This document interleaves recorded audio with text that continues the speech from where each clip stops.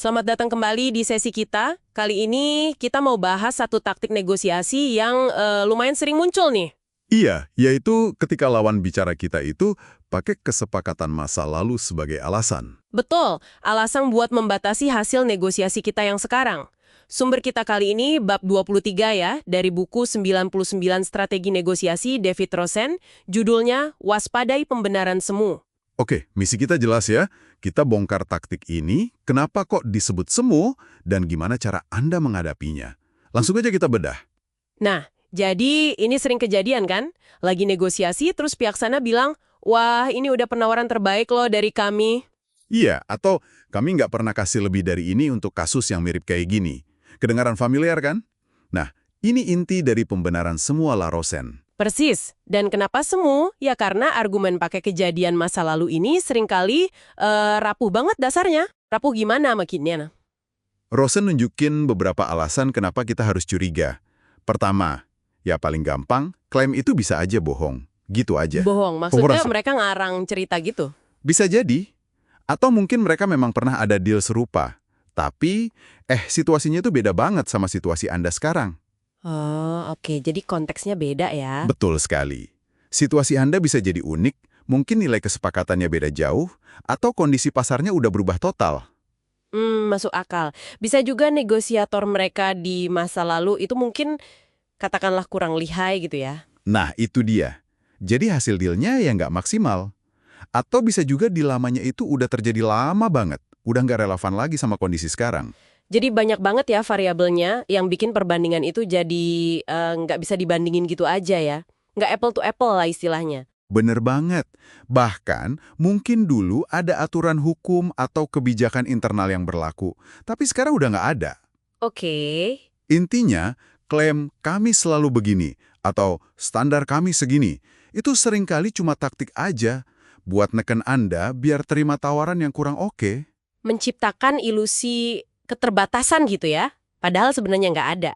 Iya, pembenaran yang dibangun di atas angin lah, semu. Oke. Sekarang kita tahu ini seringkali cuma alasan palsu. Terus gimana ngelawannya? Nah, ini David Rosen punya cara yang kayaknya lumayan tegas nih. Oh, tegas banget. Langsung ke pokok masalah. Sikap Rosen itu jelas, jangan pernah telan mentah-mentah klaim kayak gitu. Terus gimana? Kuncinya, minta bukti. Secara tegas, minta lihat dokumen atau data konkret dari deal masa lalu yang mereka jadikan patokan itu. Wah, menarik. Jadi bukan cuma bilang, ah masa sih, tapi lebih ke, oke, boleh saya lihat datanya gitu ya? Betul. Rosen bilang kalau nggak ada bukti nyata yang bisa Anda cek sendiri, klaim model ini yang terbaik, atau kami nggak bisa lebih karena dulu juga segini, itu ya udah nggak ada nilainya sama sekali. Nggak berarti apa-apa ya? Genap aja nggak pernah diucapin. Rosen bahkan sampai bilang, siap-siap aja tinggalin negosiasi kalau bukti dan penjelasan detailnya nggak dikasih. Wow, ini kayak prinsip trust but verify yang diterapkan secara cukup keras ya dalam negosiasi. Tepat. Dan ini bukan cuma soal nolak klaim mereka loh, tapi ini soal mengubah dinamika negosiasinya. Mengubah gimana tuh? Ya dengan kita nuntut bukti, kita kasih sinyal kuat. Sinyal kalau kita nggak akan goyah sama omongan umum atau tekanan halus. Kita menegaskan kalau negosiasi ini harus berdasarkan fakta, realitas saat ini, bukan cerita masa lalu yang nggak jelas juntrungannya. Jadi kita pegang kendali berdasarkan data, bukan klaim doang. Terus, dulu kan begini, buat batasi Anda? Anda nggak perlu langsung jiper atau nurut aja. Betul. Anda punya hak penuh buat nanya, oke, bisa tolong tunjukkan data spesifik deal sebelumnya yang Anda maksud. Dan ini bukan berarti kita agresif, nggak perlu ya? Bukan. Ini langkah logis aja, buat mastiin diskusinya fair dan berdasarkan fakta. Ini bikin Anda jadi lebih kuat, nggak kejebak sama batasan-batasan imajiner yang mungkin sengaja dibuat lawan. Sebuah pergeseran penting ya. Dari cuma nerima pasif, jadi aktif menuntut transparansi. Nah, dan ini jadi bawa kita ke refleksi penting nih. Coba deh Anda pikirin sebentar. Oke. Seberapa sering sih dalam negosiasi kita sehari-hari, entah itu soal gaji, deal bisnis, atau bahkan nawar harga di pasar, kita tuh cenderung nerima gitu aja alasan yang dikasih pihak lain. Iya juga ya. Kadang kita mungkin ngerasa nggak enak gitu ya buat nantang atau minta bukti lebih lanjut. Nah, itu dia. Pertanyaan lanjutannya kan jadi, apa ya kira-kira kerugiannya?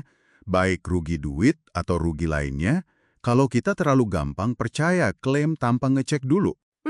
Itu pertanyaan bagus buat direnungkan sendiri ya setelah ini. Iya. Oke, dengan pemahaman dari bab 23 David Rosen ini, semoga Anda jadi lebih siap dan lebih berdaya ya waktu menghadapi taktik pembenaran semu ini di negosiasi Anda berikutnya. Sampai ketemu lagi di pembahasan kita selanjutnya.